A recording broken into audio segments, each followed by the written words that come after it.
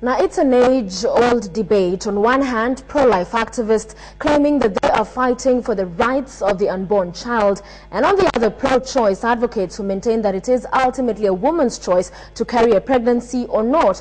Whichever side you stand, it seems there has never been a compromise, and perhaps there will never be. Behind the debate, women are increasingly looking at abortion as the answer to the inconvenient consequence of sex, while the economically stable women will procure safe, clean abortions. Poor women are the ones who die, most from botched abortions that they either procure themselves or by quacks. Those who survive mostly lose their uterus. Here is KTN's Catherine Omwanto with the first part: if abortion to be or not to be.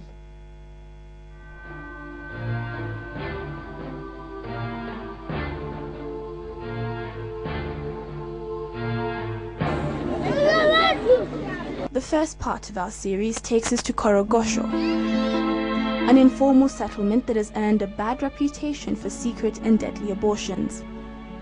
We met a number of women who were willing to talk about their abortions on condition that we hid their identities. Meet 17-year-old Kate. She tells us that through her years in high school she dated a number of men, mostly because they would shower her with gifts, mostly money. In form 3, so nikazoea kufanya sasa ndo nalipa tukifunga shule, that is I was in boarding. So time pia kibati mbaya nikashika mimba bali pengine hiyo panajita matu place ingine hapo ukambani huko. Sasa ndakanipeleka hosi fulani hapo ni small tu hivi. At 16, Kate claims she wasn't aware of contraception, despite the fact that she was sexually active. So kuna first baby alikuwa ananipa dawa zingine nikienda kulala na mtu. Sikujua ni za nini. Alikuwa ananiambia after kwa sex nizimeze. Sasa mimi sikujua ni za nini. It is this very friend who told Kate where she could, in her words, take care of this little problem. All she needed was 1,500 shillings. Kanambia nyewe kuna pale pengine hiyo panajita matu place ingine hapo ukambani huko. Sasa ndakanipeleka hosi fulani hapo ni small tu hivi. Hapo ndo nilifanya abortion. Lucky for Kate, she could afford the cost of an abortion in the backstreet clinics. 28-year-old Christine, a mother of 3, opted to terminate her 4th pregnancy in the privacy of her own home. So nikaambia best yangu sawa tu nini, akaambia okay, njia ni nyingi za kuwapanya. So akaniambia takamhu na hii crochet ya kushona sweater. Akakuja nayo na akaninsert. Okay, sijui mahali ilienda kwa sababu mimi nilisikia tu upepo na baridi. Haikutoka tuseme ilikuwa yote nini kwa sababu sijui nini alifanya kwa sababu ikitoka ilikuwa ni somehow pieces. Christine procured the abortion only a month before this interview.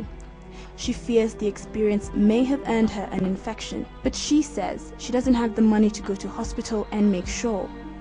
It ranges from very funny foreign objects inserted in the uterus, sticks coming out, shoes, anything you can think about. Some have taken herbs, so some have baby parts hanging, some has been chopped. So we see all sorts of complications that can result on some of them, even young ladies as young as 18 years losing their uteruses. 22-year-old Tina falls into this category of young women. Nikachukua chupa mzima ya jika nikakunywa. So nilipokunywa chupa mzima ya jika nilikuwa hata sijui. Katika upilika ya kustruggle hapa na hapa, so wakanipeleka kwa hosi ingine tu inakuwa ngapi hivi mtaa. So wale wakauliza ni shida ni nilikuwa natoa mimba. So wakanirusha mpira. Katika upilika kunirusha mpira ilitoka na kila kitu. So hata saizi ninavyoongea na wewe siwezi pata ball tena because mtoto iliharibika. For your economically empowered women, they are able to access safe abortion. And so rarely will they come to our hospital with complications. So your typical woman will be a woman living in the slums, Korogocho, Majengo. Rich or poor, they all have one story, that of being forced or advised by the men in their lives, their fathers, guardians, or partners. This person is somebody who was older than me and I looked up to him. He was very close to me and he decided, you know what, you can't go and tell your mother that you're pregnant. You will break her heart.